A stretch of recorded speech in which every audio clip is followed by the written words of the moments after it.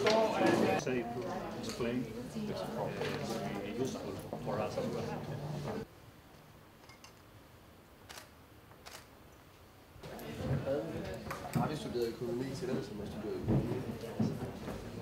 My name is José María López.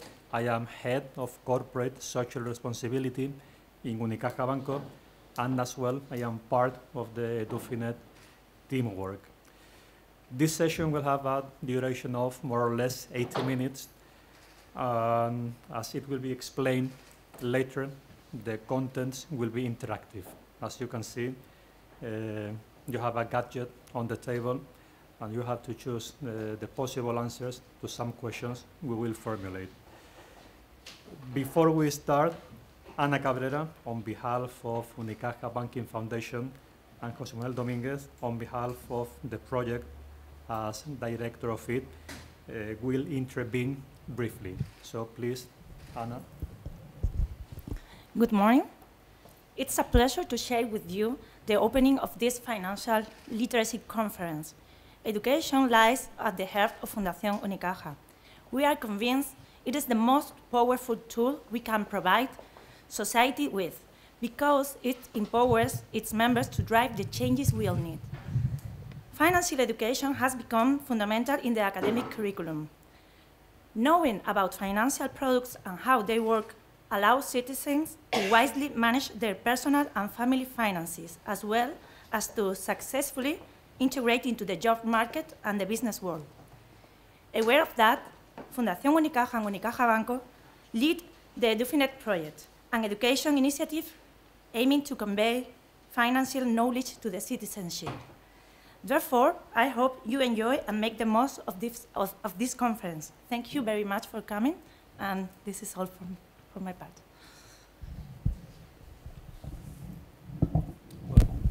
José Manuel Domínguez. Thank you. Good morning. In the name of Edufinet, I want to show our satisfaction for this second visit of Danish students in collaboration with Venga Travel. We are holding this meeting, as you know, at the Unicaja Center for Financial Education here in Malaga, on the shores of the Mediterranean Sea, a city where the famous artist Pablo Picasso was born. Welcome to Malaga. Edufinet is a financial education project founded in 2005, some years before the beginning of the recent international financial crisis. The project began within Unicaja, which was then a savings bank, with the support of 2 public universities. Later, another 12 universities and several institutions, such as business and professional associations, have joined the project. Edufinet responds from its origin to the exercise of corporate and individual social responsibility. All the individuals that participate in this project do it altruistically, with the aim of contributing to disseminate financial knowledge among the citizenship. Our actions are based mainly on an internet website for general orientation, Edufinet, complemented by 2 other specific websites, one for young people, Edufinex, and another for entrepreneurs and companies, EduFiem. In addition, we have published several financial handbooks, general and specific, a comic for children, and other works. We have developed as well 3 editions of a massive open online course. Likewise, we carry out courses and face-to-face sessions in which nearly 130,000 people have participated. All our actions are framed within financial education, which, as you know, is a process based on 3 fundamental ingredients: knowledge and understanding of finance, development of a skill, that is, how to use such knowledge for the own benefit of the financial user, and financial responsibility in order to be able to make informed choices. The final purpose of financial education is helping people to achieve financial well-being. For some years, there has been an international consensus about the relevance of financial education and the need to improve it. There are several reasons for this consensus: awareness of the existence of a low level of financial culture in most countries, the diversity and complexity of financial products, and the verification on the benefits of financial education for individuals, the economy, and the society as a whole. As one more line of action, Edufinet has started to open its activities to an international context. So, for instance, we have launched a collaboration framework with the European Center for Innovation and Entrepreneurship and have taken part in some training actions addressed to young people from several European countries. Among these activities, I would like to highlight our participation in a meeting in Budapest last October and in Bucharest several weeks ago, in this case with the support of new technologies. We can include this activity with you today in this new and challenging international line of work. We believe that the content of this interactive event, as we will be explained in a few minutes, is highly interesting and will be useful for you all. Thank you very much for your attention.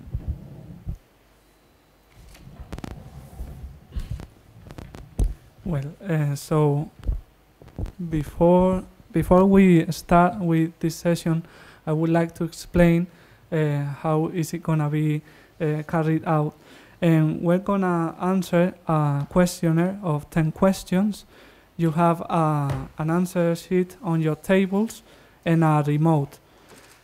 The structure is as follows. You can see that we'll ask a question first.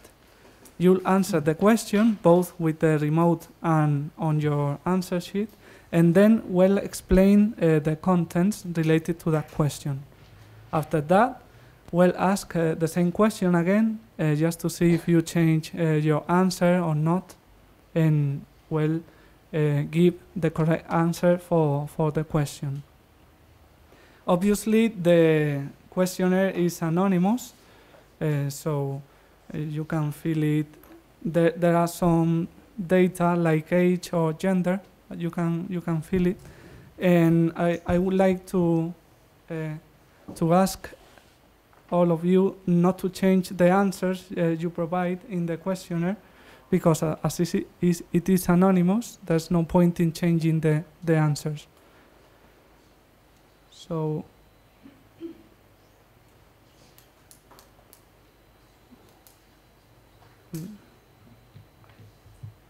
Hello, my name is Arnie, and I'm going to start with the first question.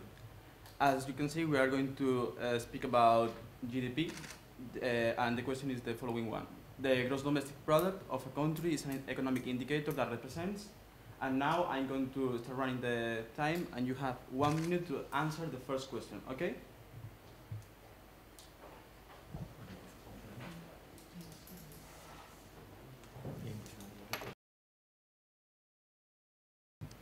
Now we are going to explain what GDP is, but I think you know. GDP is the value of the activity productive, but we need to consider some points. First place, we need to consider a period of time, for example, 1 year, as you can see in the slide, 2017. In a country or geographic zone, the most common use is a country in a year, for example, Spain in 2017 or Denmark in 2017. It registers resident aliens, even foreigners. For example, a Danish worker who is working in Spain, it will count for the Spanish GDP. And only final goods and services are included. For example, if I make a table, the table is a final good, then it will count for the GDP. But the wood I use to make the table won't count. And now we have recession. Recession is when the GDP decreases for at least 2 consecutive quarters in real terms. As we can see on the chart on the bottom, we can see how the GDP decreases due to financial crisis. On the right, we can see a table. Spain is in the 14th position, and Denmark is in the 37th position. Spain has a bigger economy due to its population, its size, etc. But now we have another chart, and we can see how Denmark is bigger in terms of GDP per capita. If we divide the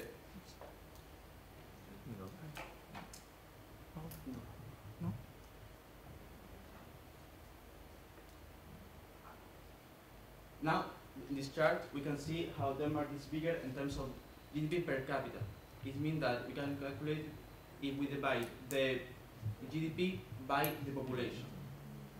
And now, in the next table, we can see the gross domestic product in terms of purchasing power of parity.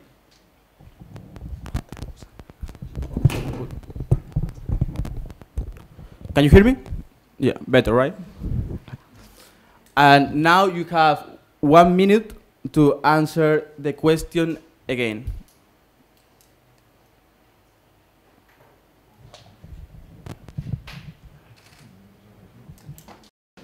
You answer?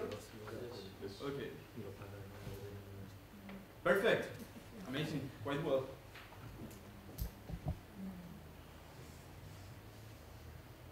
Okay, so next question. Is there any question or comment about this last question?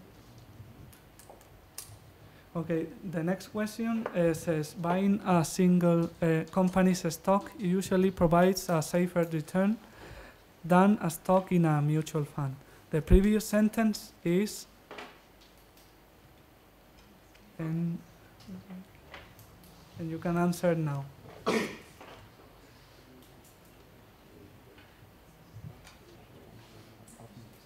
Well, most of you choose option B, and let's explain the contents related to this question, which are the stock or stock market and the mutual funds. And before talking about the example you can see in this slide, I think that talking about shares is needed. A share or stock is a unit of ownership in a company, and shares provide returns to investors mainly by capital appreciation or dividends.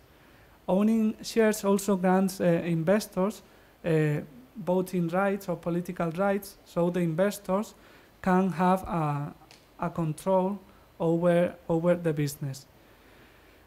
Shares are considered one of the riskier investments an investor can make because neither the return or getting the capital back is guaranteed. When you invest in a share, the price can go either up or down, as we will see later. And on top of that, shares are the most subordinate claim during liquidation of the company. That is, if the company is going to bankruptcy, all the creditors of the company will get their money back before the stockholders get their money back.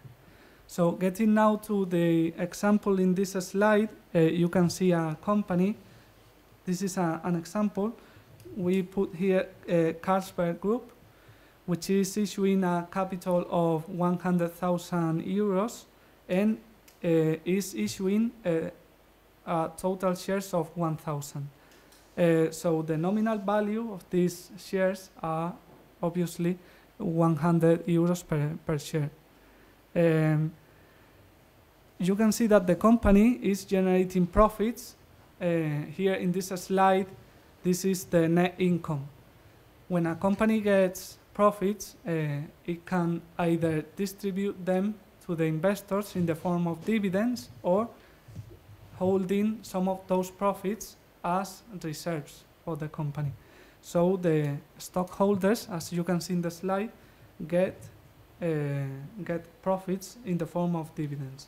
Then the stockholders, the initial ones, can sell in the market those shares to other potential investors.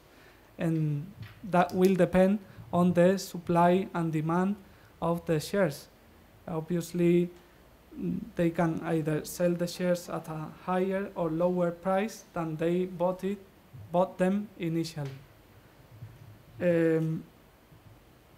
As you can see, there's also several variables that affect the quotation of a company's stock, like the net income the company is making in a year, the debt a company has, the political stability, liquidity flows, interest rates. There are a lot of variables that affect the quotation of a share of a given company.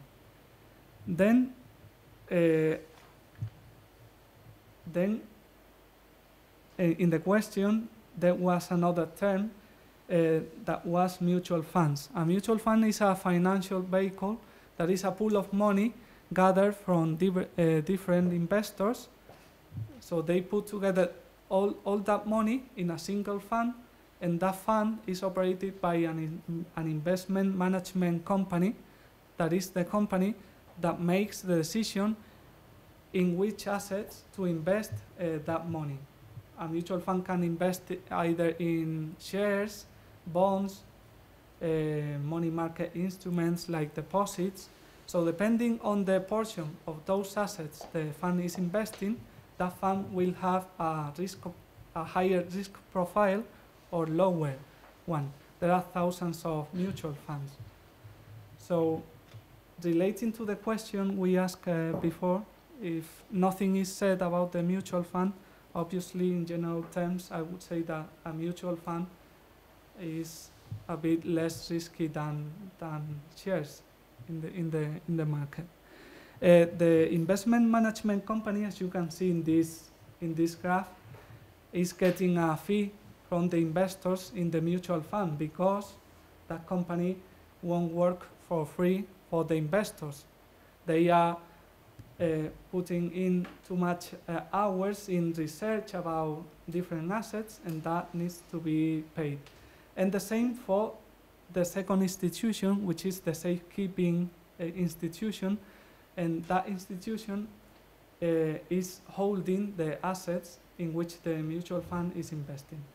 Another issue to bear in mind here about mutual funds is the price at which you can buy or sell shares in the fund. And this is mainly calculated once a day in mutual funds. And it's just, as you can see on the top of this slide, it's just a division between the total value of the assets of the fund divided by the number of shares the fund has issued. So if we get to the question again, you have 30 seconds for answering.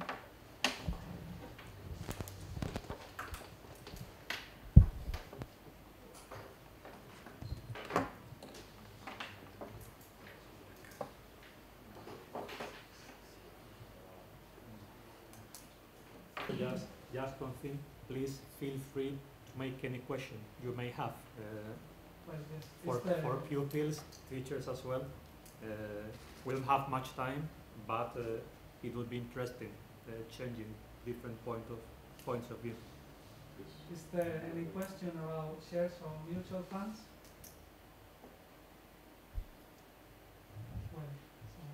Well, it is often argued that the US is a nation of shareholders. How is it in Spain? Are the Spanish people also a nation of shareholders? Is investment in shares something that a normal citizen in Spain would do? So you mean I didn't get very well. You mean that Spain is a nation of shareholders? Yes. Well, Compared to other European countries. No, there's some culture here of investing, but I would say that compared to other countries in the European Union or other countries like the US, I would say that the percentage of shareholders to the total number of investors here is quite lower compared to other countries. Because it's not only, this is related to financial education first. A person needs to have some knowledge for investing in shares. We said that shares are quite risky, so you need to know what you're doing before investing in shares. And the level of financial education in Spain is not quite high compared to the level of financial education in other countries. And we also need to consider that the equity market here in Spain is not quite big compared to other countries in terms of its GDP.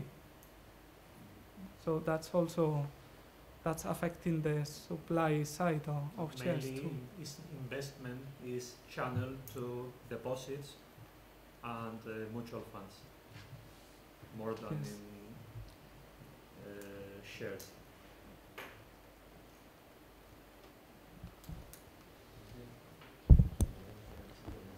Okay, now we are going to answer question number 3. You have 1 minute to answer the following question. Which of these 4 people, A, B, C, or D, is the richest?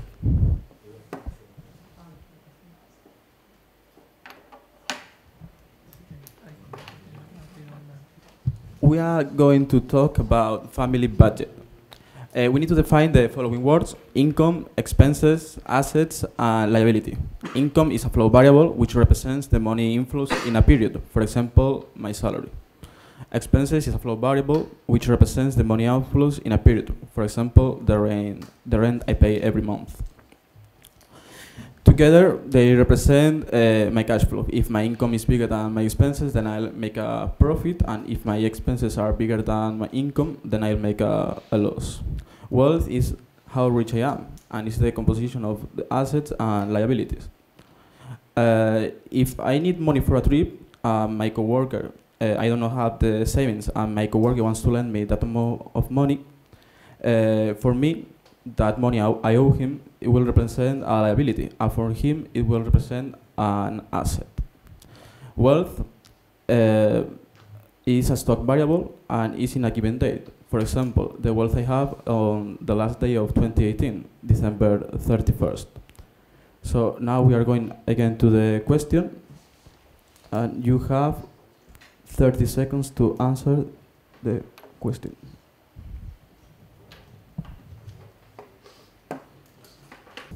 Do you have any question related to family budget? Okay, then I'm going to pass the...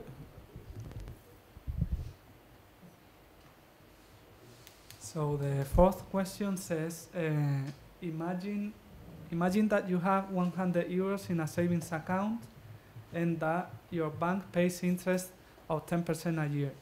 How much money will you have after 5 years if you do not withdraw anything from your account? And you have 1 minute.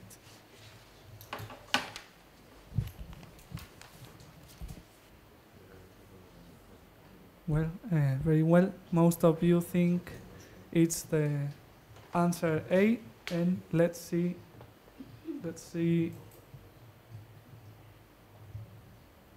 No, no pasa. No, hay que quitarlo.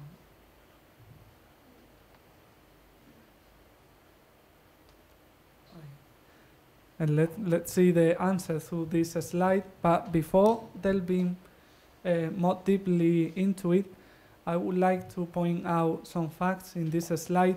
And the first is some variables that you need to consider when investing in deposits or current accounts. And those variables are the ones you can find in the left side of this slide. The first one is liquidity, and liquidity refers to the possibility and the easiness through which you can convert the investment you made, you can convert it back into cash.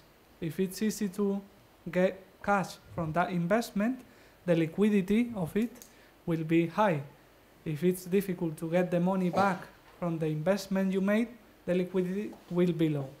And then return, which is negatively correlated to liquidity. Return is the money that you're making for taking some risk in the investment you're making. So the more risk you take, the more return you'll get. And deposits, as you can see, are financial products that have a high liquidity and a low return. As you can see, there are different types of deposits aside. There are the current account and savings account. More or less, well, they work the same way, they're the same product, but the main difference between them is how they report the movements in the account to the holder of it. Through a savings account, that reporting will take place in a small notebook that the holder can update when going to a branch of its bank. And in the current account, that reporting of the movements will be registered in a form that the bank sends the holder periodically, or you can go directly to a branch and ask for a report of your account. The thing about the question we ask is about interest and how deposits generate interest. When investing in a current or savings account, you need to know that the interest you're getting will generate additional interest, because those interests will be put in the account, and in the next period you'll have the capital invested in the initial moment plus the interest generated in the initial period. So the interest in the second period will be higher than the ones in the first period. So let's get back to the question, and you have 30 seconds for answering. Okay, perfect. Okay, very well.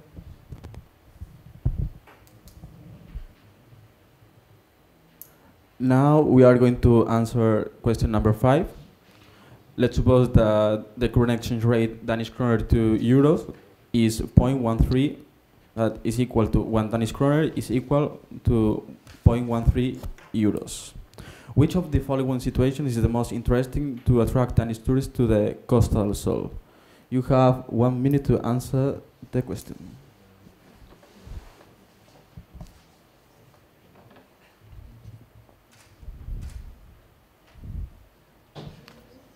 Okay, most of you have answered answer number letter B. Okay. Now we are going to define what is the exchange rate. Exchange rate is the price of a currency in terms of another currency. For example, as we saw, Danish kroner to euros, euro to Danish kroner, pounds to dollars, etc.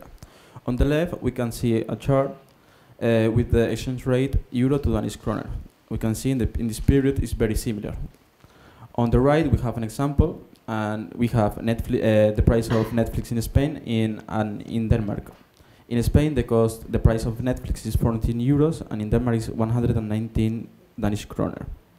What's the most expensive place to buy Netflix?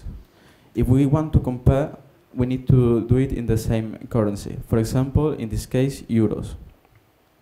We need to multiply the price of Netflix in Denmark by the exchange rate, 0.134 euros for 1 Danish kroner. That's equal to 15 euros and 95 cents. If we would like to buy Netflix in Denmark, we will be almost 2 euros more expensive than Spain.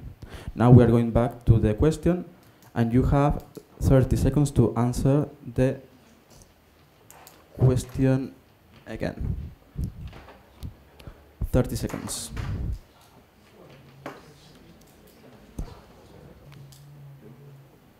Do you have any question about this one?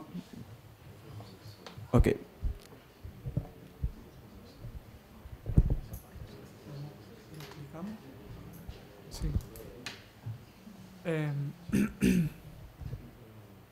For answering this question, you need to ask yourself which option of these 4 is the one in which you're getting more euros for Danish kroner. And that option would be the second one, the option B. That's what you're interested in. If you have Danish kroner, you would like to get as much euros as you can. Okay? Is there any question? Okay, let's go to the next one. And the next one says, suppose that you have 10,000 euros. You go to a bank and you are offered the following options to deposit the money. A, current account, remunerated at a rate of 0.2% a year. Or B, 1 year deposit, remunerated at a rate of 5% a year. What would you choose? You have 1 minute.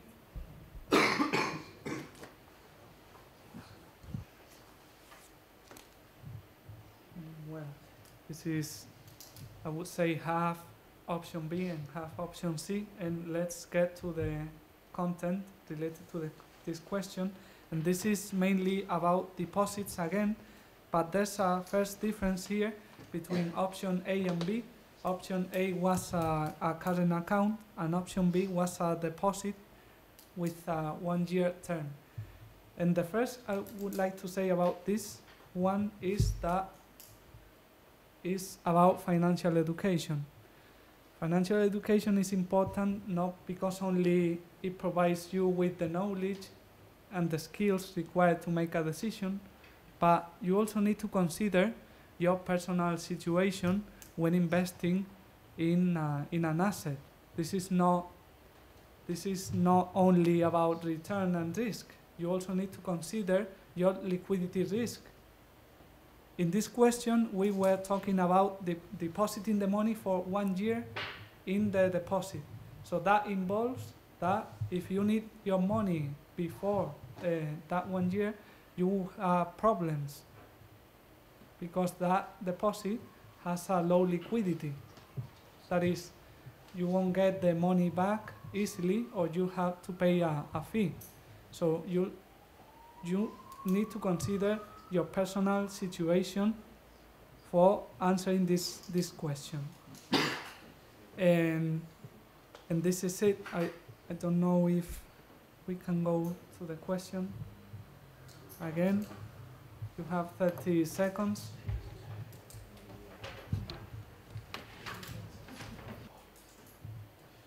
Okay, perfect. And let me insist, investing doesn't boil down to return and risk. It's not just picking the asset with the higher return. It's also, you need to consider your personal situation when investing in this kind of assets. Is there any question?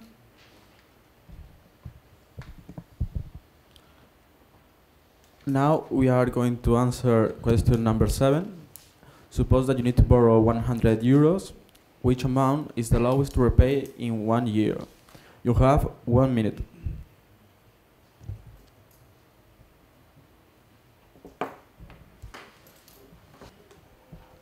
Okay, most of you has answered question letter B. Now we are going to answer to explain the compound interest. Compound interest is the accumulation of interest. We have the compound interest formula. Final principal is equal to the original capital multiplied by, open brackets, 1 plus interest rate of a period, close brackets, to the power of number of periods. We have an example. On the right, if I deposit 10,000 euros now and the bank pays me an interest of 4% a year, how much money will I have after 5 years? We have a capital 10,000 euros, 4% of interest rate, and we have interest rate and compound interest. As you can see, in simple interest, we have 400 euros each year. The reason of this is because we multiply 4% for by the capital, 10,000 euros. So at the end, we will have 12,000 euros. But if we compare it to the compound interest, we can see that we are accumulating the interest. In the first year, we will have the same, 400 euros. In the second year, we will have more. Why? Because we are multiplying by 10,000 euros plus 400 euros. Then we will have 16 more euros than the simple interest. In the third year, we will have 433 euros, and at the end, we will have 167 more euros than the simple interest. Do you have any questions related to the compound interest? Okay, so let's answer the question again. Now you have 30 seconds.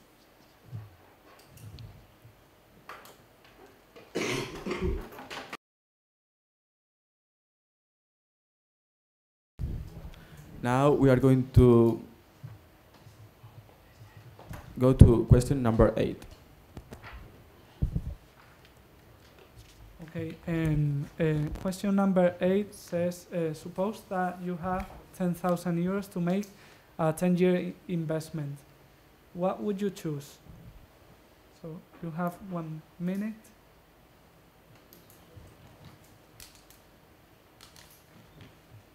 Well,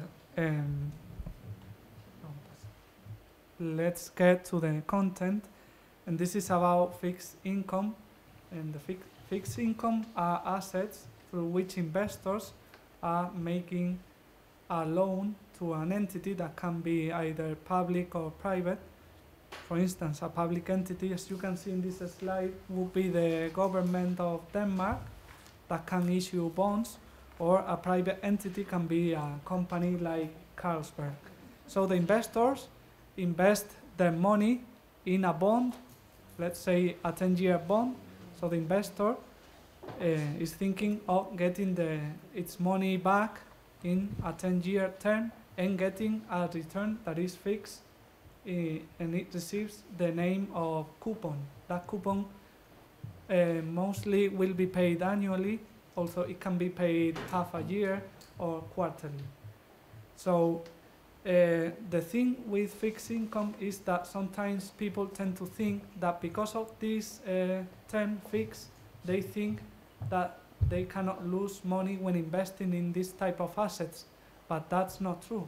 If you invest in a bond and you need the money back before that bonds come to term, you need to go to the market and sell the bond, and that price can be higher or lower than the nominal value you paid for that bond when it was issued. And that depends on the interest rate situation of that moment. That's market risk, as you can see in the right side of this slide. If the interest rates in the economy go up, the price of the bonds will go down, and vice versa. That's one of the main risks to have in mind when investing in fixed income. Another risk, quite important, is the credit risk. And this refers to the possibility that the issuer, for instance, one government or this company, the issuer goes to bankruptcy. So you'll see in a situation in which you won't get returns, or maybe you can ending up losing your investment if the situation of this issuer is difficult. For instance, there were some defaults in the past. Some governments like Argentina or Russia, they incurred in default in previous years. So that's a risk, an important risk. And this credit risk can be assessed by a rating, and that rating is provided by independent companies that assess those bonds. They give a rating, and the higher the rating, the lower the credit risk that bond has. I don't know if you heard about the Standard & Poor's, Fitch, Moody's. Those are independent companies that rate bonds when they are issued. So these ratings will guide you in assessing the credit risk of the bond in which you're investing. So before, as I said before making a decision, because the question posed in this concept, because before making a decision, you'll need to consider what is your personal situation, and you'll need to consider the credit risk of the bond in which you are investing. And this is given to you by the default risk. So let's get back to the question, and you can answer now. Okay, perfect. Any question? This is quite interesting. If I, 10 years ago, had bought Greek government bonds, you know today if I had made a good investment, then in Greek in bonds? Greek government bonds, because well, I think it would have been quite risky if I had done it 10 years ago. More than risky. More than risky. Would it have been a good investment today if I had done it? Well, I think that the Greece government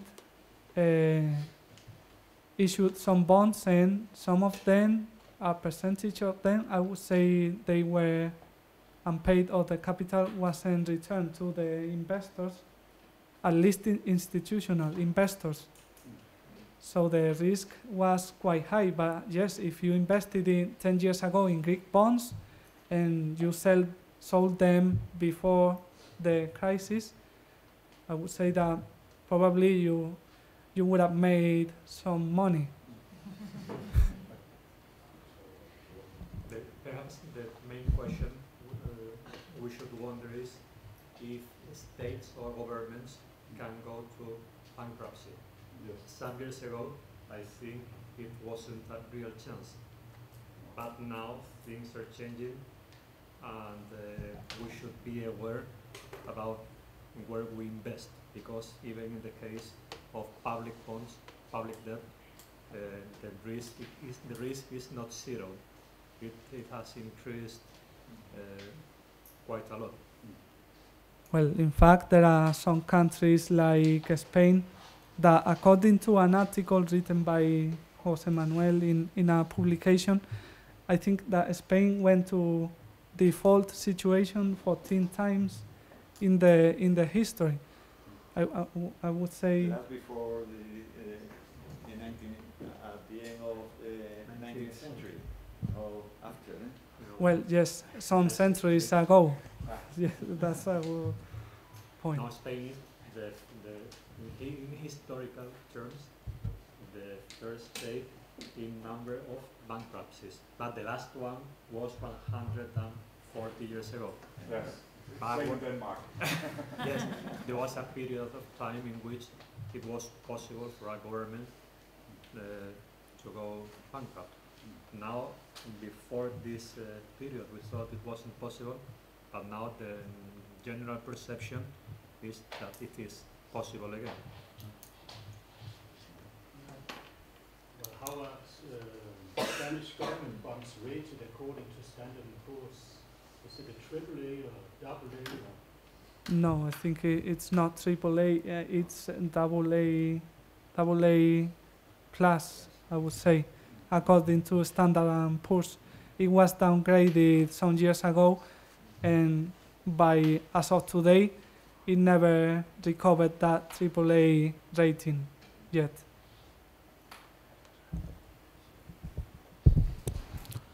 Now we are going to answer question number 9. We have 2 questions left. A 3-digit number, CVC2 or CVV2, appears in the signature panel of a credit card and has the following functions. You have... Oh, I'm sorry. A 3-digit number, CVC2 or CVV2, appears in the signature panel of a credit card and has the following functions. You have 1 minute to answer question number 9. Okay, let's go to the content. We're going to explain payment methods. Payment method is an instrument that substitutes bills and coins, such as card, transfer, and commercial documents. For example, checks. The typical mean of payment is card, and there are 4 kinds of card: credit cards, debit cards, virtual cards, and prepaid cards. A credit card, in the credit card we have an authorized credit at our disposition. It means I'm borrowing money. In the debit card, the charge is immediate in the account. It means I'm using my own money. In the virtual card, we request a virtual card for each purchase through the internet. If I want to purchase something through the internet, I need to give my card number, the name of the card holder, the expiration date, and the CVV2. The CVV2 is the card verification value, and is meant to be used when the PIN may not be used. And lastly, prepaid card.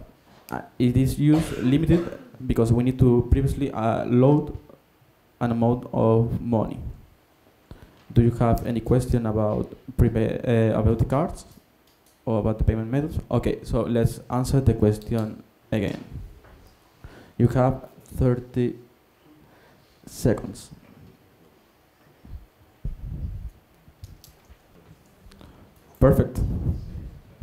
Uh, Okay, so now we are going to question number 10. In relation to the previous question, you know, I guess, where this CDC code is in one card. It's in the back of it. Well, we would have liked to show it, but didn't have it in our presentation. It's a number you have in the back. I think you will know it.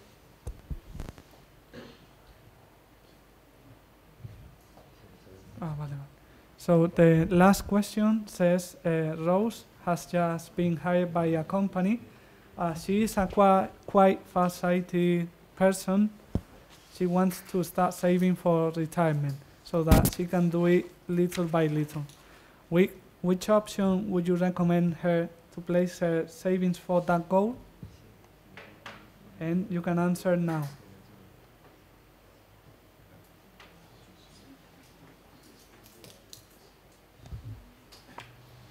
Well, okay. So most of you choose option A, and some of you choose option C, either the current account or the mutual fund. But if you take a look at this slide and you consider the question, in the question we were missing an information that I consider that is critical for answering it, and is that nothing was said about the person that is making that investment. As you can see in this slide, there's a graph which depicts the age and the income of a person throughout his life. This is the typical income a person is getting, and as you can see, the financial needs of a person typically varies depending on the income he's making. If that person increases his income, he will have needs for investing the money he's saving, if he's saving, or maybe he'll need to make a loan. And in the last part, as you can see in retirement, there are other financial products that can be useful for us. What I want to say with this is that we can take, according to the theory, we can take more risk when we are younger and less risk when we are closer to retirement. And that's because if we have a loss in our investment, we have more time for recovering it if we are young than if we are closer to retirement. But that doesn't mean that all youngsters have to invest in risky assets, because that's also linked to the risk profile of the person. A person can be risk prone, or another person can be risk averse. It's related to the age, but it's also related to how the person is. So you need to know yourself before making an investment. As I said in the question, nothing was said about Rose. So I think it can be a little bit difficult to say in which asset is best for her to invest for her retirement. You see, I'm making, and you can see that in the table here, in the table below, we classified some assets in terms of profitability or return, liquidity, risk, and term. So if we go to the question again, see, yeah, you have 30 seconds for answering, and that's correct. The correct answer is D, because of what I said, that we need to know about the person that's making the investment. Depends on the preference of each person. I think current account is not a good instrument for that goal. No? It's the worst, no? Because we don't have return, and the liquidity is not good for retirement. No? I think the best, within the little information, I think the best instrument of this is a mutual fund, because it provides investment in several instruments for long term. No? I think is objectively the best instrument within the relation, according to the restriction of the framework. No? It's a personal opinion, of course. Okay. Is there any questions or comments? Oh, sí. So, relating to the first question that was made about the Spanish being holders of shares, we gathered some information, and the last information we have is that 25% of the total assets of financial assets of Spanish are more important than financial assets for family in Spain. Yeah, that's true. Yeah, financial assets, they exclude, for instance, real estate, assets like that. So, with the last information we have, the 25% of total financial assets was invested in equity, in stocks of households. And then 37% was invested in current accounts or deposits. So it's a high percentage invested in equity, but we don't have data for other countries to make a comparison. In the case of the stock, these values reflect the market value. It reflects not only the amount invested, but also the price in the market. Is conditioned by the evolution of the stock market. Yeah. You and we have to account this detail. Okay, finish. So I just thank you very much. I hope you've enjoyed with this session. It's been fruitful for you all. We must admit that we are quite impressed because you have a high skill in financial education and as well in economic topics. I think it shows that your educational system works properly because we have made this same session with people from several countries, and we must admit that you've shown you have quite high skills. However, don't think it is these questions were easy questions. They've been taken from international questionnaires that reflect the main fields in which we should pay attention to financial education. Of course, they are devoted to public, to adults. We have adapted them for young people like you, but they were not so easy. So please consider this as well. As well, you have seen this is not, we cannot, or financial education cannot always offer the right answer. In some cases, there is a space to personal freedom, to choose freely. Well, we have seen that some topics are controversial, and the right answer depends on the point of view, the personal situation, the general situation. That shows precisely how complex this topic is. And beyond that, I think that Denmark and Spain will share same values, quite similar values, and I'm sure that, of course, we share the same vision as we have seen now of the world of finance. In the end, there are not so big differences between what you do in your country, what we do in this, and perhaps it is due to this globalized world in we live. So thank you very much. Have nice days in Malaga, make the most of them, and thank you.